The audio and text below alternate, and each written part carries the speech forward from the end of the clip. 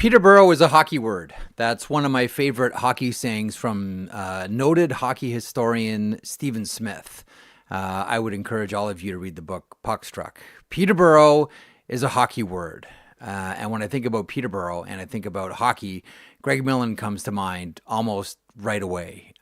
We lost Greg at the age of 67, who passed away suddenly. Right away, we want to offer our condolences and all of our thoughts to his family. His friends as well. Boy, I spent so much time with Millsy talking about his son Charlie, who was a goaltender as well in the times where he was trying to get into the OHL with Sault Ste. Marie or the Quebec League. And boy, his dad was so proud of everything that he did. I watched Greg growing up. He played on a lot of teams in the Norris Division. Whether it was St. Louis, whether it was Chicago, and we saw Millsy all around various NHL stops. Many of you, older listeners and viewers, will remember him as a member of the Pittsburgh Penguins. Even older will remember him as a member for one season with the Sault Ste. Marie Greyhounds that featured Wayne Gretzky, and before that, the Peterborough Petes, featuring legendary head coach Roger Nielson. More on him in a couple of moments here. But I got to know Greg after watching him for so many years when I joined Hockey Night in Canada in 2007. Now, I used to do a radio show called Hockey Night in Canada Radio on Sirius satellite radio, and Greg was a mainstay. We hit it off right away, had a love of hockey history and tiny little minutia about hockey history, a lot of it revolving around his career. And although, Millan never had like the playoff success that I'm sure that he wanted, he just didn't play on teams that were going far in the playoffs. He had a fascinating career that involved a lot of really interesting people. And his time in hockey, even before he got to the then OHA, now OHL, when he played Junior B with the Marlies. And let's not forget, too, Greg Millen was a small goaltender, even by the standards of his day. Like, there were numerous people, all growing up. I mean, Greg learned to skate, he told me, when he was like 1.5, 2 years old. His dad, Ted, built a rink in the backyard. Stop me if you've heard that Canadian story before. But he was always told, too small to play goal, too small to play goal. But Greg played on this 1973 or 74 Marlies Junior B team. And the height of that success was not only playing at Maple Leaf Gardens against a traveling Soviet team, but beating them.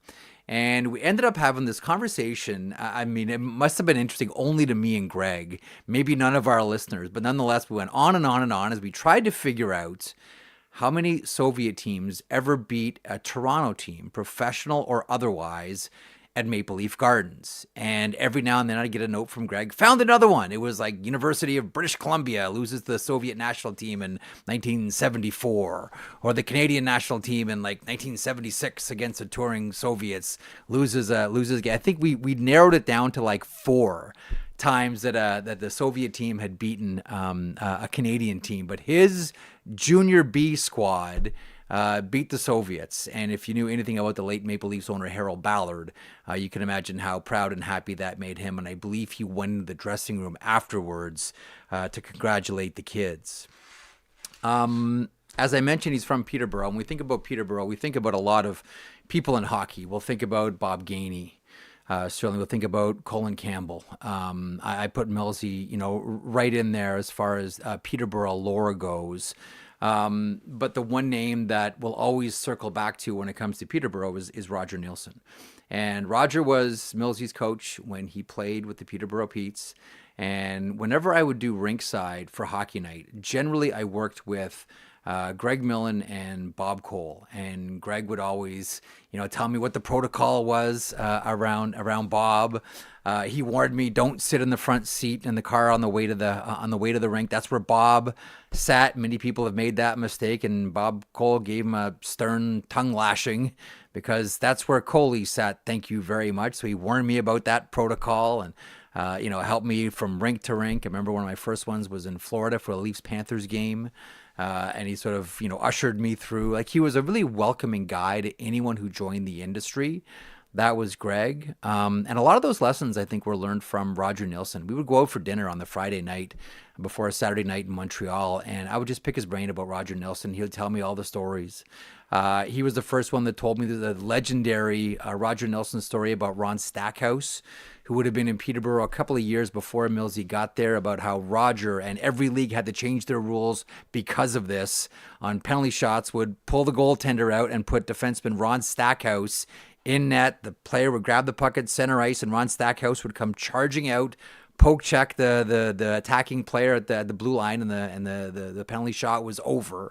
Millsy was the first one to tell me that story. Later found out that there was that one season Ron Stackhouse, who later went on to play with Millsy with the Pittsburgh Penguins, went 7 for 7 with the Peterborough Petes. Millsy also told me stories about Roger when he needed a timeout, because he would always use his timeouts early in the game, knowing that he had a couple of students up in the stands that were ready to lob a couple of eggs on the ice to delay the game in case their teacher, or in this case, coach Roger Nielson, needed an extra timeout or a pause.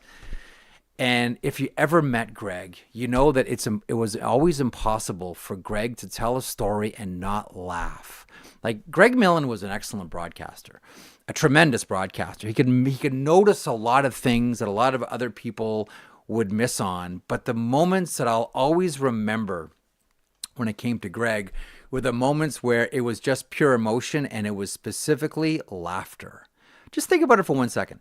If you've ever seen or heard a Greg Millen game, how many times did he laugh? It was always. It was often.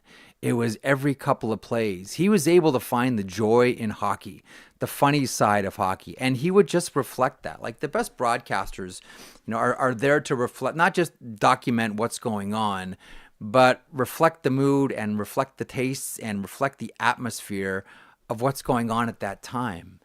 And sometimes Millsy, he would just abandon analysis and laugh. He would just have a good belly laugh about what just happened. Or he would punctuate his points by just laughing. He was such a likable person. Everybody misses him. I miss him. I just spoke to him not too long ago. When I went through all of my drama in the summer, he was one of the first people that called me right away. And we had, wonderful conversations. And I just talked to him not that long ago before he just passed away suddenly. I'll think of the laughter. I'll think of, that guy that I enjoyed long conversations with. Elliot and I, when we did 32 together, we did a number of live events, and we went to Peterborough. Millsy came out, and he brought Steve Larmer along with him, another member of the Peterborough Mafia, all these guys up around Jack's Lake. And there was few things that Greg liked more than just sitting around and telling old hockey stories. We are all poorer for his absence. He was a tremendous broadcaster, a friend to all of us, and really, Peterborough is a hockey word. Millan is a hockey word. Condolences to the family and friends of Greg Millen.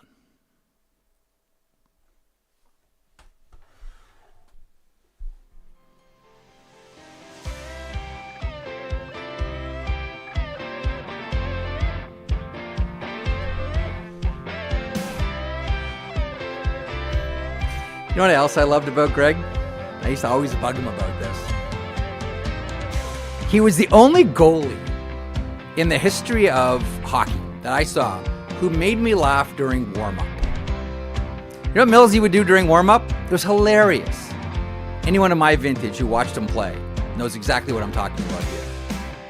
Guys would be coming in taking shots for warm-up. He would stand there, stationary, and just move his arms. He would not move his feet. His feet were locked in, and he'd just kind of go through the motions and then get off the ice. It was never not funny to me. Even just thinking about it now. Millsy taking warm up, just flapping his arms back and forth. And you can see the smile behind the mask of Greg Millen. It's interesting. One final note here on Millsy. Peter Baugh is going to be stopping by in a couple of moments. One final thought too. Right up to when he passed, Greg Millen was always in excellent shape. Like, Greg Millen always went out of his way to take care of himself And I remember we were at a sushi restaurant near the Bell Center in one of the Montreal games that we did together. And we were talking about that. I'm like, no offense, Milsey, but like, you're an older guy, man. You're in great shape. He's like, that came from Roger Nielson. Because anyone that knows Roger knows how much that physical fitness meant to him, and taking care of yourself, not just taking care of your body, but taking care of your brain as well, was really important to Roger. And he said that always stuck with him. He said that, for my entire life, like going back to, I'm 18 years old playing with the Peterborough Petes, and here's a guy that's having us run up and down hills. For many, he said, it was like for the first time in their lives. And he said that really set me on the path all through my junior career, brief stints in minor pro hockey, but he basically played 14 years straight in the NHL, and all through his NHL career. And this was the era, let's not forget too, that off-season training for players was fishing and drinking. And Greg always kept himself in really good shape. And he told me once, when Roger Nielson was leaving the Peterborough Petes to go join the Toronto Maple Leafs organization to coach in Dallas or Tulsa, I can't remember, that he wrote a personal note to all the players on the Peterborough Petes. And I knew that I had read it somewhere. So this morning I'm going through a couple of different books here that document old Peterborough and Peterborough Petes hockey history. And I found it. And it's in a great book called Hockey Town: Life Before the Pros by Ed Arnold. And this was the note that Roger Nielson wrote to all the players, including Greg Millen. This from, it was Dallas. He went to Dallas in the Central Hockey League as coach and general manager. So what Roger Nielson wrote to all the kids, including Millsy. It has always been our policy to urge each player to do his best at school. It is my hope you will continue your education in order to keep alternative options open to you. It is not in your best interest to become completely dependent on hockey dictating your future. Let me say that again for some of the hockey parents in the crowd. It is not in your best interests to become completely dependent on hockey dictating your future. Also, it is my sincere hope that you will maintain the highest degree of moral character in the years ahead. Your friend, Roger. Miss you, Millsy. All right.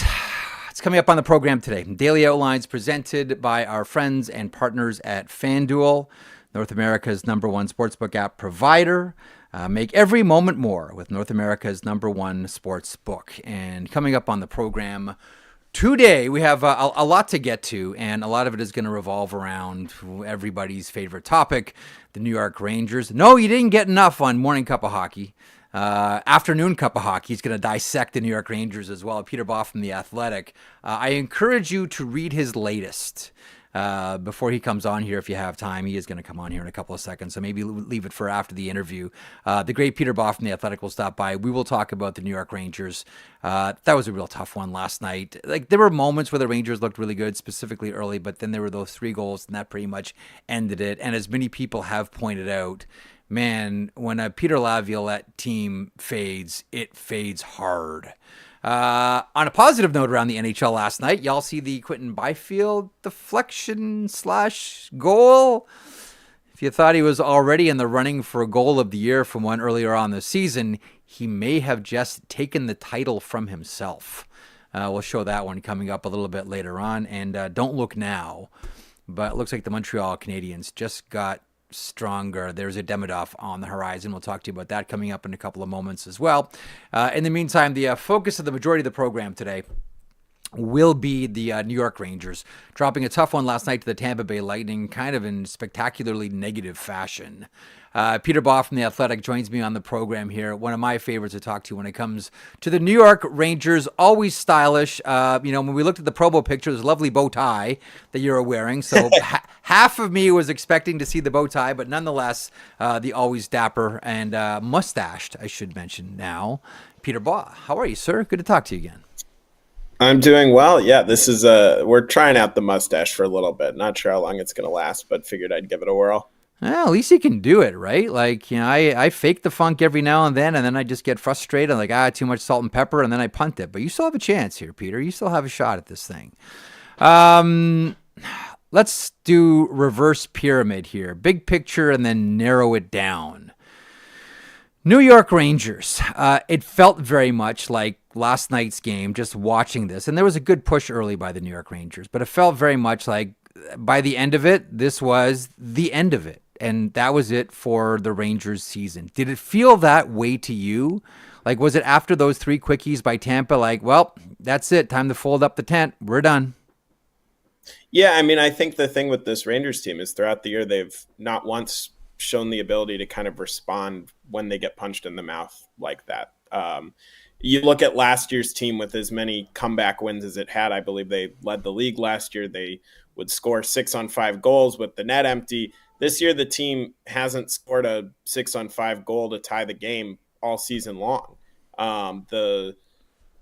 They give up they go into these spurts where they give up a bunch of goals really quickly and then just don't know how to respond. So to answer your question, yeah, when Tampa scored 3 times, I was like, all right, that's the game. They had played well up until the first goal that night.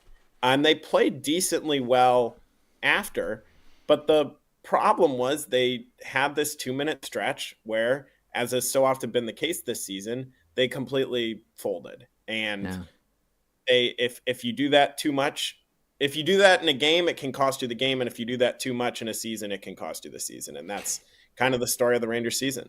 You know, I mean, outside of the Washington Capitals, who have, turned themselves into one of the best stories in the entire NHL, punctuated by the Ovi chase. I mean, it's not as if, the Metropolitan Division was really going to push back that hard on a team that wanted to make it in. I mean, the Devils have had their issues, but they're going to be fine and tucked away here.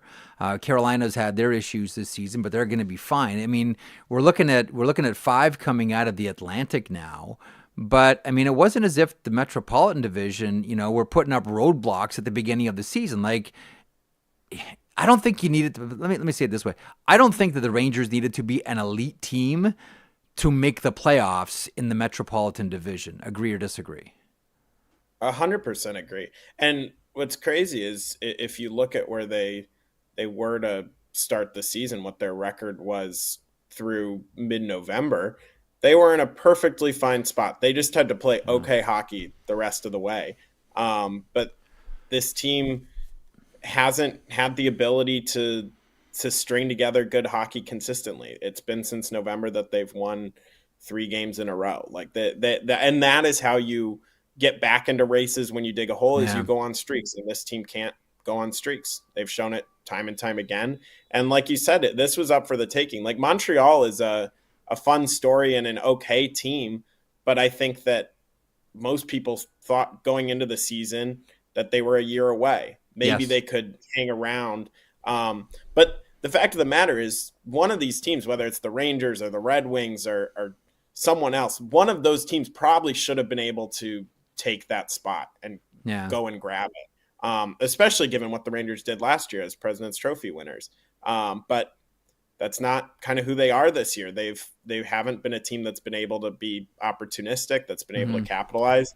And now you look at it and the math is pretty much against them. Even if they win out, if Montreal just goes 2-2-1, Montreal's in the playoffs and the Rangers are at home. Yeah. I'm told by someone whose name rhymes with Johnny Lazarus to ask you about Nikita Kucherov on the bench before the opening draw yesterday. Oh, that was a mean joke I had. I turned to Dan Rosen, who sits next to me, and I said, wait, did you see that on the bench? Did you see what Kucherov did? And he said, what's that? And I said, oh, he was just licking his chops.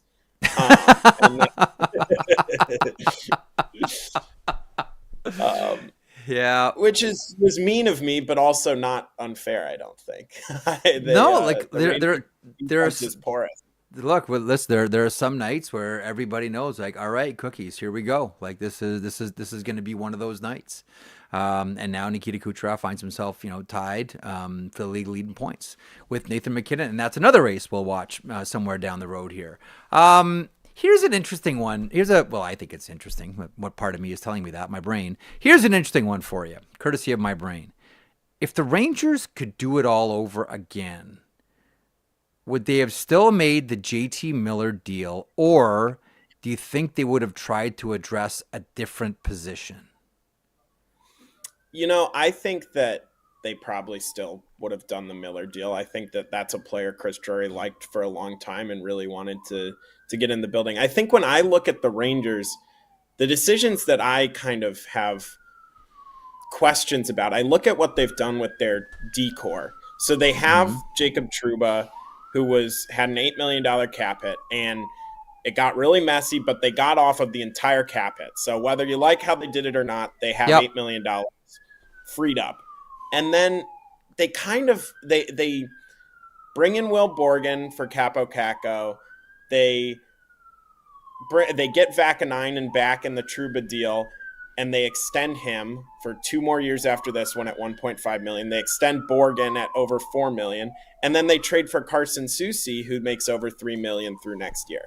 And to me, where I kind of struggle is I understand each of those decisions individually, but when you put all of them together, it just leaves you with, it feels like a bunch of number 4, number 5, number 6 defensemen making that have kind of sucked away all the flexibility that you opened up by getting Trouba off the books, Right. and doesn't really sizably raise the ceiling or the floor of your defensive core. I look at this range, like I look at any team that underperforms, and I always ask myself the exact same question. I'll probably never change. Is this coaching or is this composition?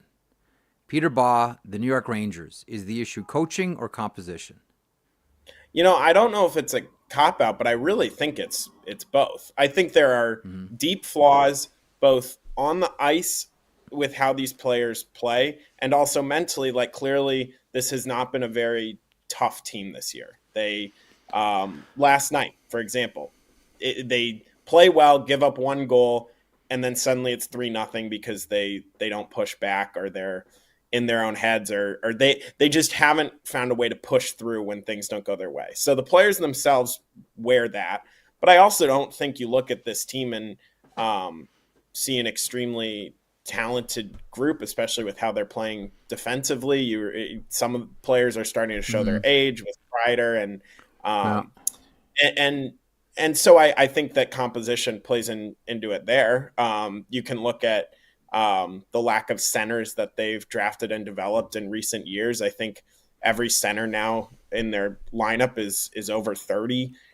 They don't have any kind of real pipeline. They have a few guys who maybe best case scenario can be 4th line, maybe 3rd line centers, but it's not like they have reinforcements coming up the middle. So there's clear composition issues. But then I think you have to look at Peter Laviolette and the coaching staff too. I think he was dealt a difficult hand this year with the memo that Chris Drury sent out in November. Clearly altered the chemistry of the room. It was a bomb, and the team responded terribly. They won 5 of their next 19 games. And to me, there were maybe some decisions I would quibble with Laviolette on during that stretch, but to me that was kind of on the management for how they handled it, and on the players for how they reacted to it.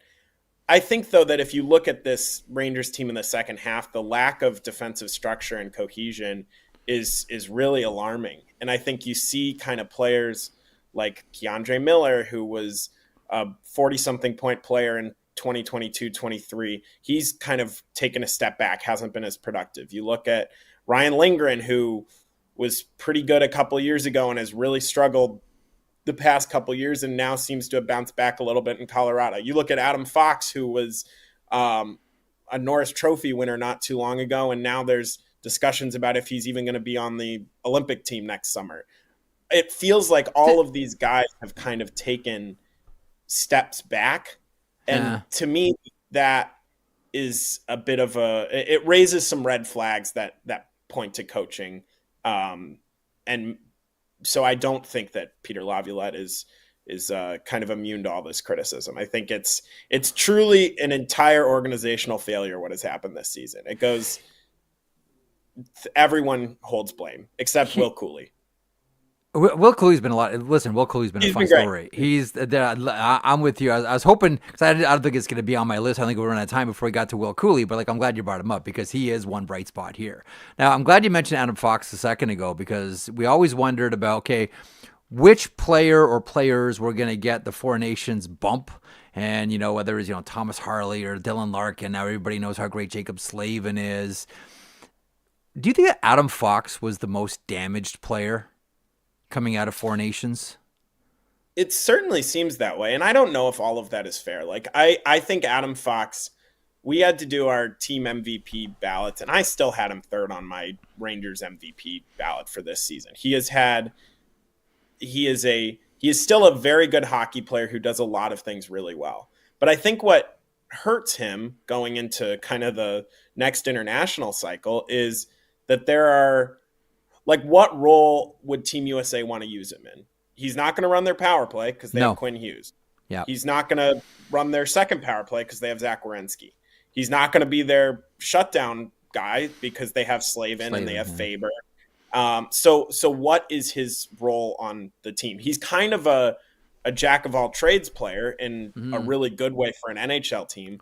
But when you get to the Olympics and you kind of have these all-star level players who you have in really specific roles, it feels like there's a chance he could get lost in translation, lost in the shuffle. I don't necessarily think that's totally fair. But I think that I am sure that the people with the USA hockey brass probably weren't thrilled with how he played in the final against Team Canada. And I think that those performances can color decisions, whether it's fair or not. One of the things that I've always wondered about when it comes to building teams, and you can make the argument, we've seen this with the Islanders, with Lou Lamoriello. Maybe the best example of what I'm about to say here, Peter, are the Los Angeles Kings when they won their pair of Stanley Cups. Marc Bergevin would always have the great line, there are players that get you there, and there are players that get you through. There are just some teams that are built to do better in the postseason. The problem is you have to get there first. So there's kind of that balance, that weird sort of balancing act that you have to do. A, you have to get there, and then B, because we all know how the game changes, you have to have a team that can accommodate a heavier style of play. This was clearly not a good regular season team for the New York Rangers, but let's pretend for a second here that the New York Rangers somehow made the playoffs. Do you think that as constructed, this Ranger team would do better in the playoffs, as we see a lot of veteran teams do, than they would than this team that fell short in the regular season? Do you know what I'm getting at? Like, is it a team that's more constructed for a postseason style of play? I know there hasn't been that push, but I just look at teams that are loaded up with veteran guys or stick with veteran guys, have the goaltender.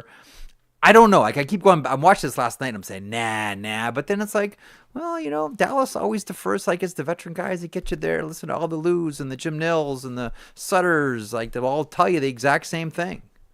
Is there anything there? I think that Igor Shesterkin alone would make them a scary team. If I was the Washington Capitals and I had the number one seed and then the Rangers snuck in and Igor Shesterkin's in net, I'm not feeling like that's not a treat. I'd be a little nervous solely because of that. Yeah. But I think that the reason I wouldn't think that this team could do much better in the playoffs in the regular season is kind of coming back to their defense, because good playoff teams are really strong and structured defensively.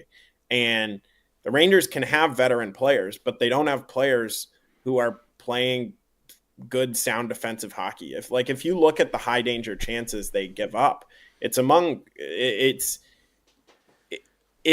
is why they are where they are in the standings, is because they just give up really loud chances. I think if you look at Igor Shesterkin, his on the surface numbers this year are pretty pedestrian. He's at, I think before last game it was a .904 save percentage, but he's among the league leaders in goals saved above expected. And that's because the Rangers give up a ton of chances. The fact that he is that high in goals saved above expected and that low in save percentage is a pretty damning I guess, statement on the way the Rangers play defense. And to me, that's why you can look at them having veterans. You can look at all of that. But if you can't play good structured defense, you're not going to go far in the playoffs. And they haven't shown an ability to do that this year. Okay, the future of the coach, the future of the general manager. You know, in maybe a different era, the feeling around New York would be, you know what? They're just waiting to see if McDavid doesn't re-sign, and then they're going to clear the decks and they're going to pounce. It's the Rangers' move. Like, that's what they do. But like, what happens next year? Like, I know officially they're not eliminated, but like, you know, 5 games, 6 points. What happens here? What's the first decision?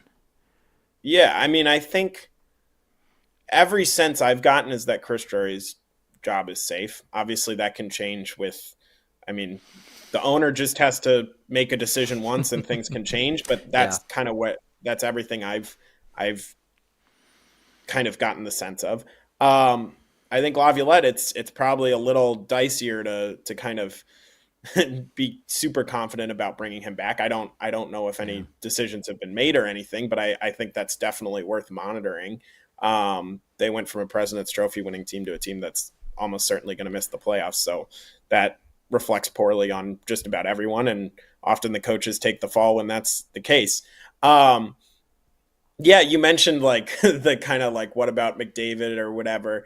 I think it's the Rangers are a team that would probably love to make big moves, but I sometimes struggle to see what big moves would be out there. Like Connor McDavid, to me, I really this is not like sourced or anything. This is just me talking, but I really guys shooting the breeze on a Tuesday afternoon. Don't do this. Like, don't do this to Peter, people. Don't. Just let him talk. Don't do this to him. I'm just saying, I really would be shocked if he doesn't re-sign in Edmonton. Like if, to me, it's like Leon Draisaitl doesn't re-sign in Edmonton unless he knows Connor McDavid's going to be there. I've been told not to draw a straight line between the two. Okay. I'm not saying that it's not going to happen, but I don't think, you know, this is because that is. I've been told don't draw that straight line. Okay. Well, I'm not well sourced with the Oilers. I have no connections there, but I was perhaps guilty of drawing that straight line.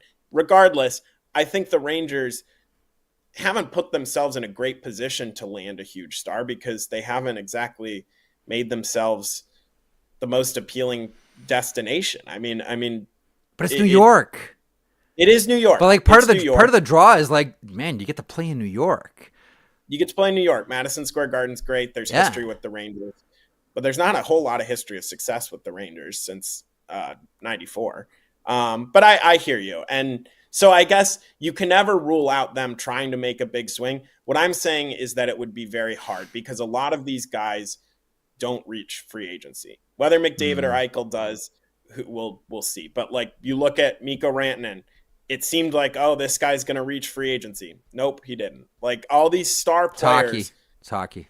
Yeah. They don't reach free agency, or if they change teams, it's because they get traded first. It's the Matthew Tkachuk where he gets traded to Florida and then resigns. So I think it's much easier said than done to reel in a big fish, even if you're a team like the Rangers that have money and have kind of some appeal. They also don't have a ton of cap space. Like their cap flexibility isn't great. Last one for you. Alexi Lafreniere. Thoughts on the season, thoughts on what's next?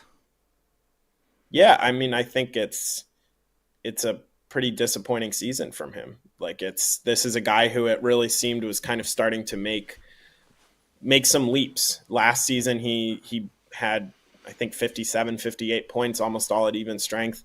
This year, that number's way down. He hasn't always been responsible defensively. But if you looked at him in the playoffs last year, he looked so good. Like he really looked like he was kind of on his way up, and he started this year pretty strong. So I think it's been massively disappointing, but they extended him. I would imagine he'll be back next year. Like that's not you don't extend someone like that and then trade him very often. You never know, but to me, that doesn't seem like the most likely scenario. The talent is there. You've seen it. And now it's just kind of like, can they figure out a way to unlock it? Because you still see the flashes, but this year I think has to be He has to be one of the biggest disappointments for the team this year. Going into the year, people were talking about him making Team Canada. Like they were wondering, could this guy sneak onto the Four Nations roster? Now it's like you could probably make two lines of players of Canadian forwards that didn't make the team that would make it ahead of Lafreniere. Yeah. Do you have any idea what he said to Rooney last night? I do not. He wasn't in the room post-game, but it did not appear Rooney appreciated it. Yeah, no, I don't think so. He got chucked pretty fast. You're the best. Love the hat, by the way. Thanks as always for stopping by. You be well, and we'll touch base soon as this Rangers season winds down. You be good. Oh, by the way, I know it was your old beat, but I'm sure you still have an eye on it. You have a quick thought on Colorado? Yeah, I think they're really good. I think that this is a team that is equipped to make a deep run. I think you look at their center depth, the fact that they can roll out McKinnon, Nielson, Coyle is pretty lethal. Natchez has been a pretty good fit. I think it'll come down to health.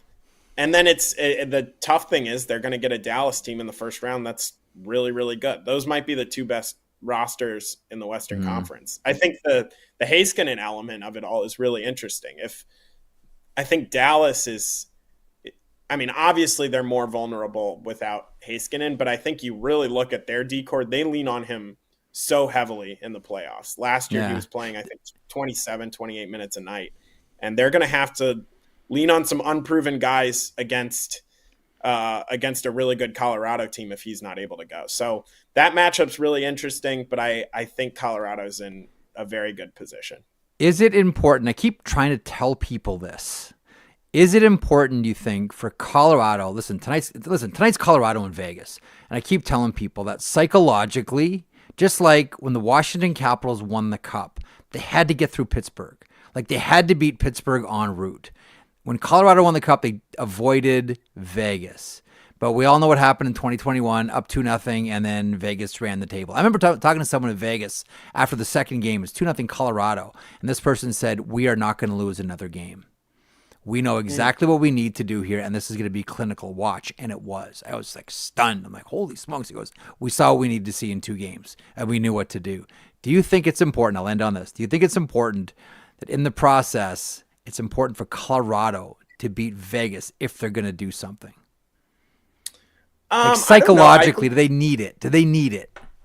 It's funny. I think you could almost look at Dallas as more of the boogeyman than Vegas. Like Dallas is the team that beat them in the 2020 playoffs. Yoel Kiviranta, now on the Avalanche, had a Game 7 hat trick and an overtime winner. And then the Stars are the team that beat them last year. They scored an overtime winner in Game 6. The Avs had a chance to force a Game 7. Obviously, we're down Val Nichushkin. So I think the Vegas series, because of the nature in which it happened, where the Avs had this 2-0 lead and then blew it, I think that obviously lingers because of the dramatic nature of it. But I don't necessarily see that as quite the boogeyman that maybe people like make it out to be. You look at the Vegas team that beat Colorado, you look at both those teams, they're completely different. That team was Max Pacioretty, Alex Tuch, Jonathan Marchessault. Like those were kind of the guys driving the bus. So Marc-Andre Fleury was in net for most of that series. Like it's just I see what you're saying, but I think we've seen Colorado win a Stanley Cup without having to play Vegas. And I think Vegas, they didn't have to play Colorado when they won. And we don't know if either of those teams are still going to be around in the Western Conference Final when they would play. So I'm sure it would be a nice story if the Avs had to get through Dallas in the first round and then had to get through Vegas in the conference final. But I'm sure it would give them confidence, but I don't necessarily think it's essential because we've seen them do it without it before. Fair. I've kept you way too long. Thanks as always, bud. We'll touch base soon. Enjoy the rest of your day. Sounds great. Great chatting with you. There he is, the great Peter Baugh from The Athletic, covering the New York Rangers. Listen, he was so great during that Avalanche run to their Stanley Cup as well. You have to throw in an Avalanche question here for the great Peter Baugh. Okay, a lot of things to get to here. By the way, I saw a couple of people in the chat.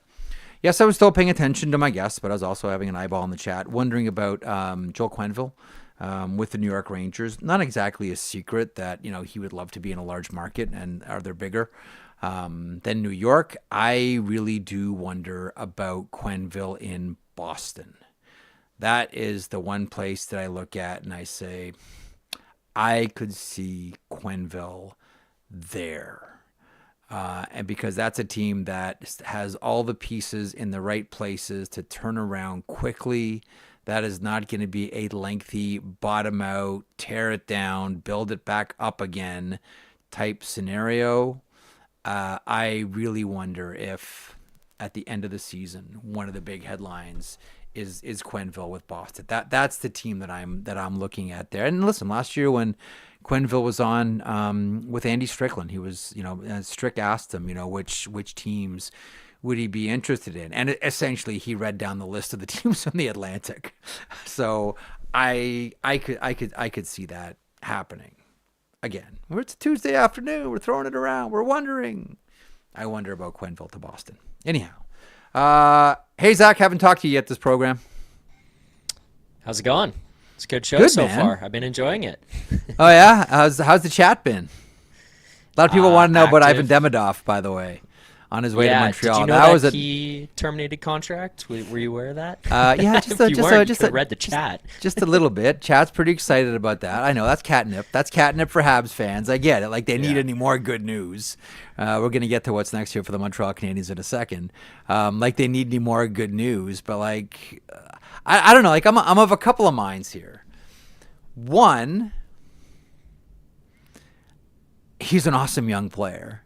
Two, I don't know that if I'm Montreal, I don't know if I'm Marty St. Louis, if I want to budge this thing an inch to the left or the right. There still is, as much as you want to give your team a shot in the arm when they deserve it, and make no mistake about it, like the Montreal Canadiens deserve a shot in the arm here. Usually you get that around trade deadline from your general manager, but if you can add someone like Demidov, like don't forget too, there are still going to be growing pains. But when you get this close to the playoffs and you're there and you performed like this, is there not an element of dance with who brung you? Like this is the team that got you here. Demidov comes in, and we all understand how hockey, sports, life works, but like that's going to bump someone out. And there's going to be a growing pain here because as we saw, even with Matvei Michkov, coming over here from Russia is different. Like with Michkov, there was a pace issue right away that it took him a while to work through. Considering, this is the Montreal Canadiens, as Peter Baugh mentioned, like this is them arriving a year early. You don't have a lot of time to break someone in at this point. You're relying on those that brung you. I might be way off here, and Demidov might just join and like shatter, rookie playoff records, and I'll look like a dope again. But still, see, like there you go, right? Cale Makar walks in, and Cale Makar looks like the best player, best defenseman we've seen this side of Nick Lidstrom, for crying out loud. So I don't know. I think it's exciting if you're a Montreal Canadiens fan. That you're not going to have to wait too long to see and get Demidov. I just always, and maybe it's just a byproduct of age. Like, I don't know. Are you like of the mind as a younger hockey person, like just get him in there. It's going to be fun. Like rock and roll. Let's score some goals. Cause I'm more go in the waiting, go in the shallow end first. Don't go off like the 15-meter diving tower. Don't just jump right in. Like wade into the pool here with Ivan Demidov. If it was the beginning of the season, no, I'm on the same page. If it's the beginning of the season, I'm fine with throwing him in. I've got no issue with that. I think it makes a lot of sense, and you're kind of saying, hey, let's figure out what we've got here. Like a guy like Michkov, you're going to put in because he's not – it's not a put him in the AHL scenario and trying to develop that way. He's going to learn trial by fire. But it is interesting, right? Like you bring up that exam or the thought of, hey, you've got these guys that got you to this point.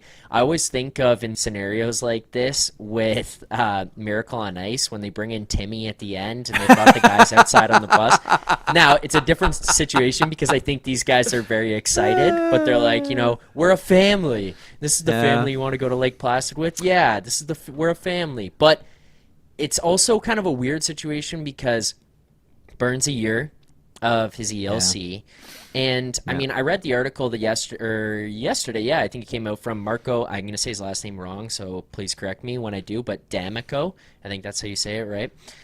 He put out the article talking about the Demidov situation before any of this was known, and the source he had in SKA that he wrote from was basically saying, "Oh, it's unlikely he would go because he's not going to fit in a top 6 spot on a team that's pushing to make the playoffs, and then has thin margins here."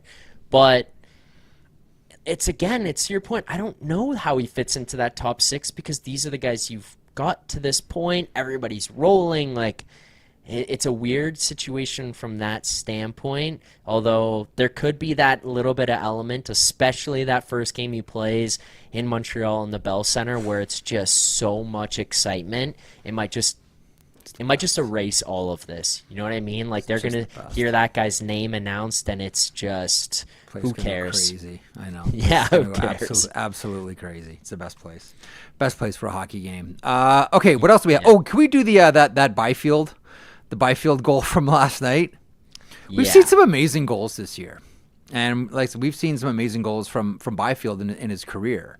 I remember, like watch this, shot from the point. He's being held by Shane Wright. It's the game last night against Seattle.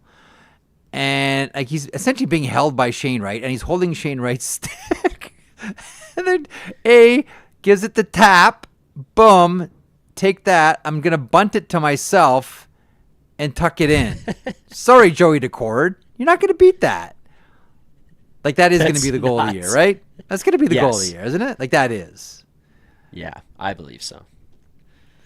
That's like one of those goals that you saw like 20 years ago where guys score with other players draped all over them. You don't see those goals. And Rick Nash used to score goals like that. Like, how many times would you see Rick Nash score a goal either with Columbus or at the World Championships, and he'd have like 2 Finnish defensemen on his back, or 2 Chicago Blackhawks or Detroit Red Wings or Nashville Predators players on his back as he goes to the net hard to score goals.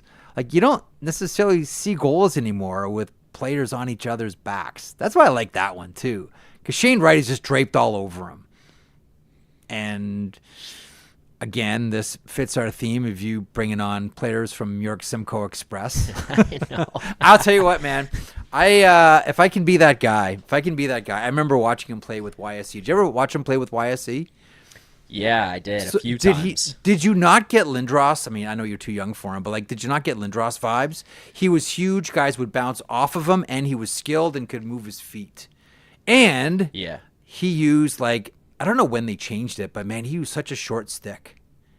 Remember how short his stick was? And even when he got to the NHL, and somewhere along the way they changed. Like, go back and look at old video of Quinton Byfield or old pictures. It was like, I think Adam Oates would refer to them as like concussion sticks, like so short so you're always leaned over and leant. Yeah, it's true. Leaning forward. Like, there's a way that, your sticks are either too long or too short, which are just going to like either like probably lead you into someone's shoulder. Like, I remember who was making the point about Connor Bedard's stick when he got his injury last year. And the point, God, who was I talking to? They said it's because his stick naturally leads his momentum into the other player, and he's in the process of leaning forward as it might have been Adam Oates, who as he enters the zone. We should have Oatesy on to talk about concussion sticks. The nature of your stick, and I think a lot of it has to do with the lie of the stick, can either help prevent you from being in a situation where you get concussions or encourage you to be in situations where you're going to get concussions. But I always looked at that stick and they said, man, listen, I don't want to tell a player what to use, whether it's skates or helmet or shin pads or whatever, but you can do whatever you want in minor hockey. And he could. Man, Byfield was incredible. But I was thinking to myself, like, somewhere along the way, he's going to have to change that stick. Because he's going to be slouched over. I never noticed the short stick. It's kind of fun when you bring that up. But I remember the first time I was introduced to Quinton Byfield. So he was playing a year up. I was playing Markham midget hockey at the Village there. Is that with Dan Daou? Yes, with Baugh. And that age group would play before us every time. So Byfield was playing, and I remember a year up in this, they were beating Markham in the one game that we were watching. I think it was like 8-1. And Byfield had 7 goals and an assist. Yeah, he was so good. And we're like doing our warm-up around the arena watching this, and every time you look up, it's like Byfield in across the blue line and shot from the point, scores. Yeah, Byfield. And we're like, oh my God, who is this kid? That was the first time I ever, was aware of who he was. And then after that, we got to watch him a couple more times, either at SAC there or at the Village against the Waxers. Unbelievable from the first time we saw him. For those of you that aren't hockey hipsters, when Zach says SAC, that means St. Andrews College. Which is kind of like Ontario's Shattuck St. Mary's. How about that? We'll put it that way. Yes. I don't know if Dave Manning, who heads the program there, will like me saying that. But yeah, it's kind of like the Shattuck St. Mary's. Tucked into Aurora. Yep. Nice. You know something about Aurora, I believe? Hey, listen, we were just talking about Alexi Lafreniere a second ago with Peter Baugh. Again, I know managers hate when you do this, but here we go. You do that draft again, and the Rangers are picking first overall, and it's Stützle available. Is Byfield available? Sanderson's available. Lucas Raymond's available. For the Rangers, where do you go? Some of those, it's tough because we always do the revisionist history. Yeah, because we're smarter than everybody. Or as Rod Brindamore likes to call us, morons. Like, Stützle was there, Raymond was there. Those are the ones that's kind of like, okay. Yeah, the guy was there. Yep. Could have picked him, but that's hard to look back and say. The one that always did stick out to me was the Byfield one, especially the immediately after, where it was just like big, powerful centerman. Yep. You knew he was going to grow into it. Yes. Like that one doesn't seem too difficult to say, hey, that potential was there for him to step into that role. But who knows? Maybe the I almost said the Lazaruses. Maybe the Rangers would have Lazaruses. I swear to you, that almost came right off my mouth. That's the name for the New York Laz. I said the Laz, and then I changed it. The Rangers. Maybe they would have botched the development. Who knows? Who knows? I was partway through saying the Lazaruses, and then I stopped myself. Yeah. That's really awesome. That's really great. I want to show one thing here real quickly because I just love this as a celebration, and I'm guilty of something as a hockey dad. I've tried to encourage my kids to do this as goal celebrations, and I got it from the Ontario Hockey League. But over the weekend, just mentioning the Los Angeles Kings for a second here, I think you know which way I'm going here, which direction here, Zach. Trevor Lewis with the handshake after a goal. We've seen all kinds of celebrations. I love this one.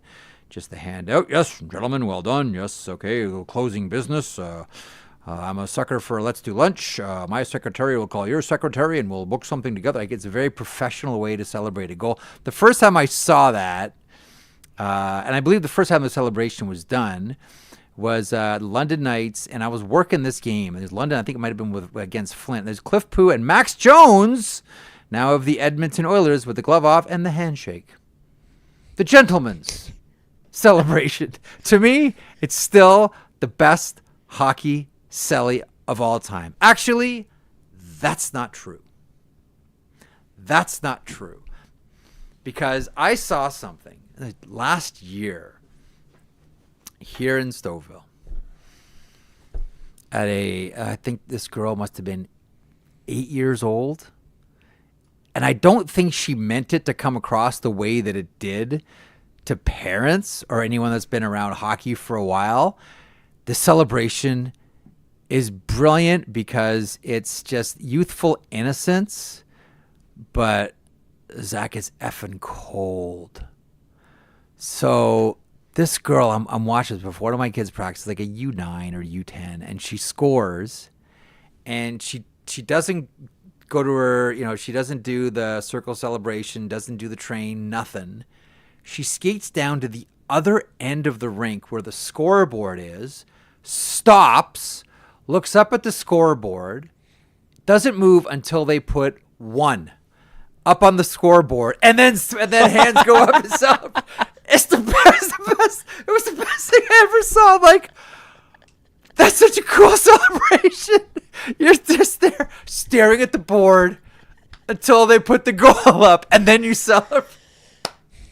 Yeah, that's innocence at its finest. But she's just like, this is gonna be cool. I'm like, that's so cold. That's so cold. She's my hero. That's hard to beat, honestly. That's hard to beat. I just saw the coolest celly ever. Although Cliff Pooh's handshake, Cliffy and Max. That's now, mind you, one of my favorites that sticks out all the time and will never be forgotten is Nail Yakupov knee slide into the neutral zone. But that's for more comical purposes, as that's sometimes how I view the game. Another one would be the Ovechkin belly flop that he just did. I think that's... He says he toe picked. No chance. That was the fountain. No shot. That was the fountain. There's no shot. It's totally the fountain. There was no shot. This is the fountain. Like, that's what we're referring to this lays one. Out. Yeah, that is the fountain. That's not a toe pick. Cup. Yeah, that's no toe pick there. That was intentional. Full intentional. And then the other one, which is just like the cockiest stuff ever, but Z by him when he goes by the bench.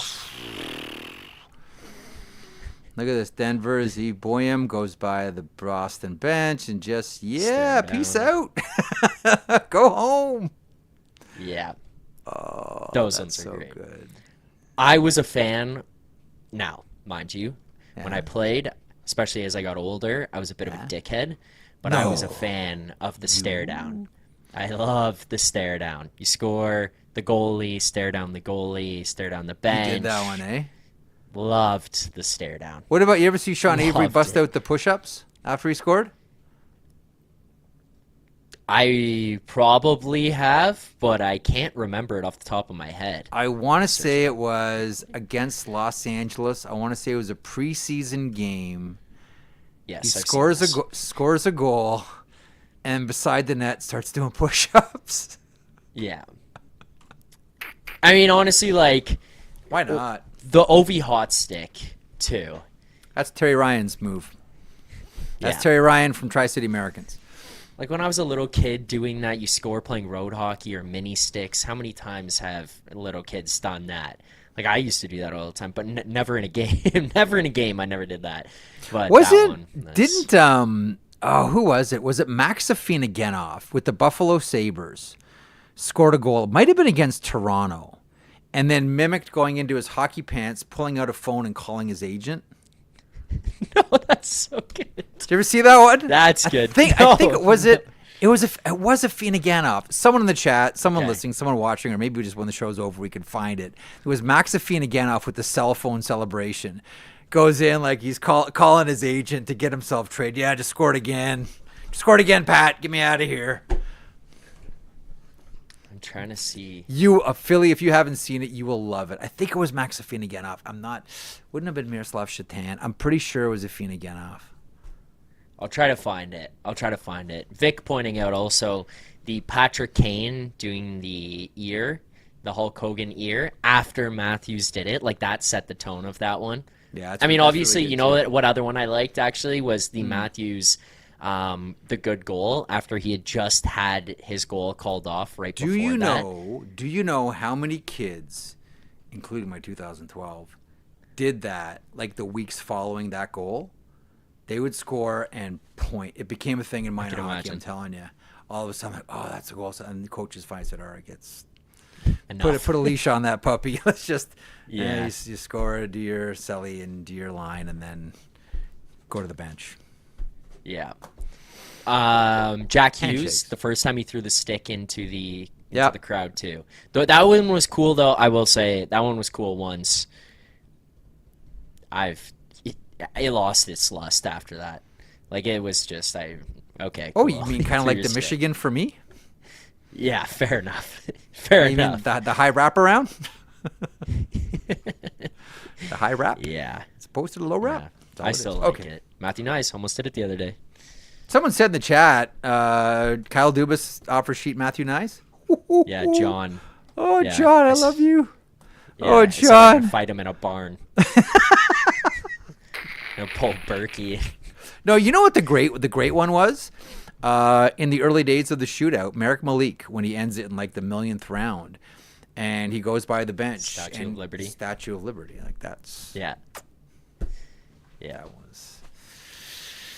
Yes, we've had some good ones.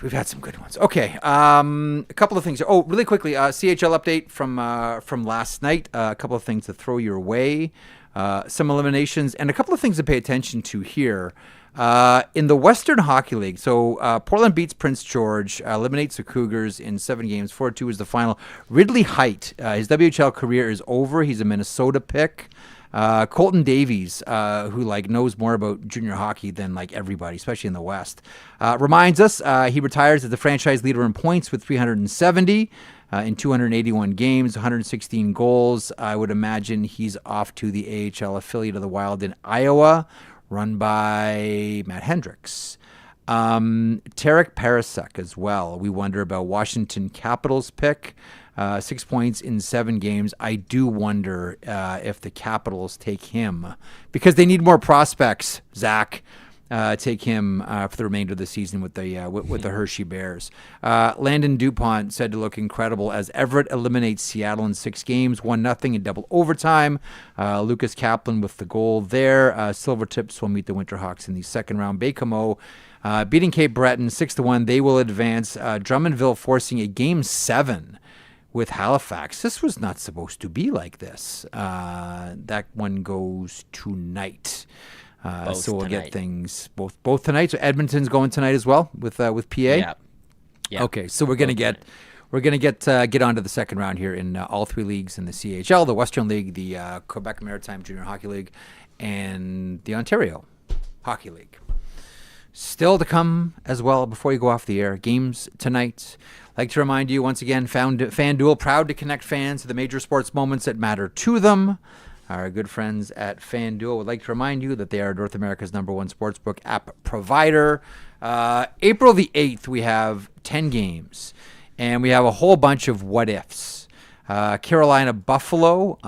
Carolina loses in regulation. The Washington Capitals get first in the Metro. Kochetkov versus James Reimer. Detroit and Montreal. Toronto and Florida. Barkov is back. Reinhardt is back. Forsling is back. Bobrovsky starts. Sam Bennett taking the pause. Shut down. For the remainder of the season. Boston and New Jersey. Devils need a point to get a playoff spot. Jacob Markstrom starts there. Jeremy Swayman goes for the Boston Bruins. The Ottawa Senators can lock up a playoff spot for the first time since 2017. That was when the Penguins eliminated them in overtime Game 7. Who scored the goal? Of course you know it's Chris Kunitz. First time since then. Wow. Ottawa Columbus Nationwide Arena. Elvis Merzlikins gets the start there. Chicago and Pittsburgh. The Islanders and Nashville Predators. Vancouver and Dallas at American Airlines Center. Lose to Dallas in any fashion. The Vancouver Canucks are eliminated, and if you understand the dynamic between the ownership groups of the Vancouver Canucks and the Dallas Stars, you know there is, I don't know if it's legal to put money on the board, so there probably won't be money on the board. No. But this is a very important game. These games are personal for a couple of people involved here. Seattle, Utah. Karel Vejmelka. You see this? Vejmelka is starting tonight for Utah for the 21st straight game.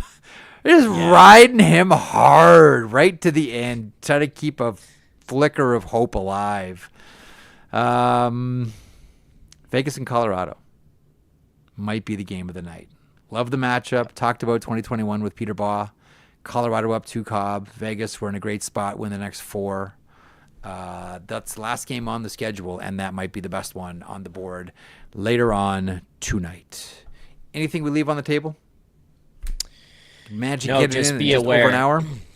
Be aware. I see the people in the chat saying, do we like Toronto money line tonight? Let me just put this out there. So the St. Louis Blues went into Winnipeg last night we didn't mention that. A massive winning streak, and yesterday on Morning Cup of Hockey, Johnny Lazarus bet on the St. Louis Blues.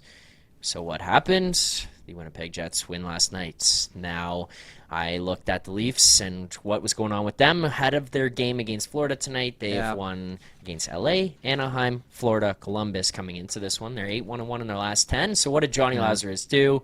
He bet on the Toronto Maple Leafs. Be aware, people. That's all I wanted to say. Be aware. The guys were right about Edmonton this morning, by the way, on Morning Cup of Hockey. Like, they look just awful. They made a good point. They played clips of the goals that were scored against them. The best way to describe it is pond hockey. They get loose, they get sloppy. Like, I don't know if did you stay up to watch this thing? Like, it was a bad hockey game. Like, both sides. In and that out, first so I didn't period watch the whole was thing, but it's just like there was a sideshow of Gudas and Perry. Like, Gudas caught him with a shoulder, and everybody went banana sandwich about it. And I don't know, like.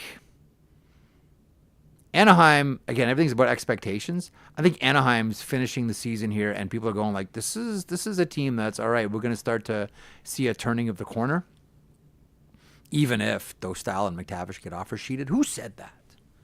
Who said that? This is a team that's going to be good pretty soon, it looks like.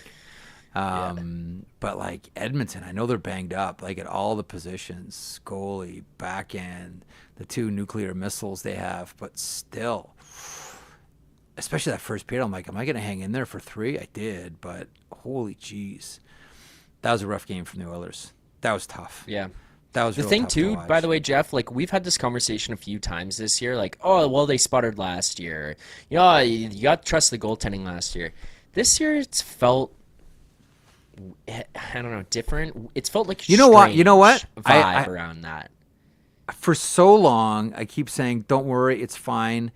This is how Edmonton does it. It stops and starts, and then they turn it on. There was like a month this season where they cranked it up, and they're awesome. Yeah. But other than that, I don't know, it's just flat. Like, nothing. Push off to no power, this team. I don't know, man. I don't like him in the opening round against the Los Angeles Kings at all. Especially the way the Kings are at home. Whew. 77 abs. It's, I don't know. They look really bad. There's just no way around it. In the Atlantic there, also pointed out like the meaning behind some of these games or the importance. Not only can Ottawa clinch that playoff spot, but if Toronto wins in reg, that's home ice for them. And you know what else it does? Simultaneous, if they win and in regs, and Ottawa wins, that's tie for Florida and Ottawa. Like, who's Toronto going to get in the first round, Zach? Like, that's a tie. Like, this is a fun race for the first time. It's great in a long time here. Not necessarily about who makes it and who misses, but where does everybody finish? It's exciting now. And the one team that might just come out of all of it, as we focus on Florida, Toronto, and the surging Ottawa Senators, Tampa. Yeah, Tampa, whose looks unbelievable. Vasilevsky's numbers are just below what Hellebuyck's sitting at right now. He's healthy. Yeah. Whenever goalies have that surgery, I always wipe out a year. I say the next year after that type of surgery, wipe it out. Doesn't matter. Like they're a write-off, and then they'll be fine. Vasilevsky looks so good. Brandon Hagel has like 35 goals, and none of them, just a heads up, are on the power play. I know. They're all none. 5-on-5 short-end goals. I know. He's sick. They're good. It's unbelievable. They're good. These guys need to, for lack of a better word, fuck off. Like, as someone who's trying to go through this East. Like, I've had enough of you, John Cooper, Vasilevsky. You lose. You get rid of Sergachev and Stamkos. McDonough, come on in. Gensel, come on in. Kucherov, Hart. Vasilevsky, back to best in the caliber. I have had enough of you, Tampa. Is this finally? Enough. It's not going to be because Carberry's going to get. Is this finally going to be the year that John Cooper gets a Jack Adams, or should get the Jack Adams? Every year, like this is like this team is like an Agatha Christie novel. I know I'm dating myself here, but I love reading Agatha Christie mystery novels, and like every time there's a new chapter, another character dies, right? And this is what Tampa is. Like a new player leaves. Oh, salary cap, got to let go of Palat. Oh, salary cap, got to let go of McDonough. Oh, salary cap, we got to like every single year they do this, and they're still like a team that can win the Stanley Cup.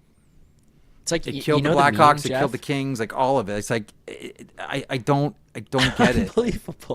Unbelievable. The meme of the old guy, he's like, call the ambulance, and then he pulls out the gun or the knife or whatever. He's like, but not for me. That's the Lightning every year.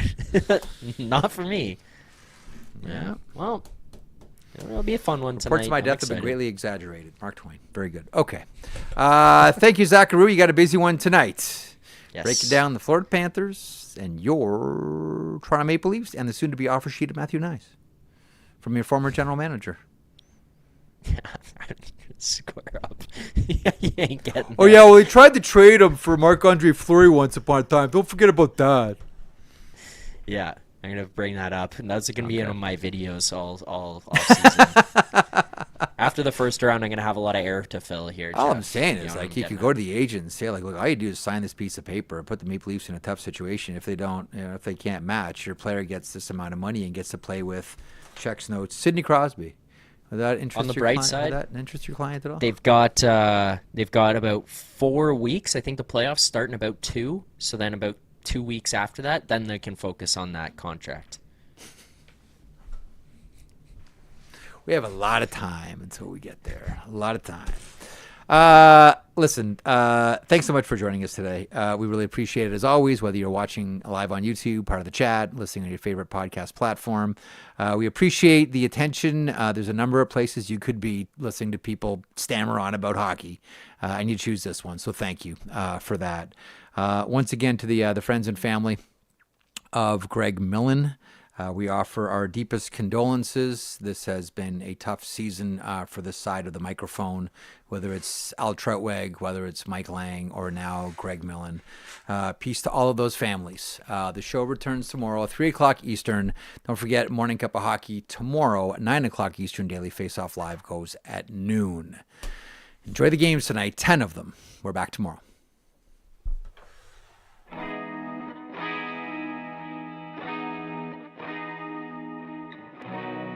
If you enjoyed that video, and we certainly hope that you do, please hit the subscribe button right there here at Daily Faceoff. I will put this lineup up against any hockey lineup anywhere. It all gets underway at 9 o'clock Eastern with Morning Cup of Hockey. That is Johnny Lazarus. That is Colby Cohen. Then at noon, it's DFO Live. And then 3 o'clock Eastern, The Sheet. Get caught up on everything in hockey.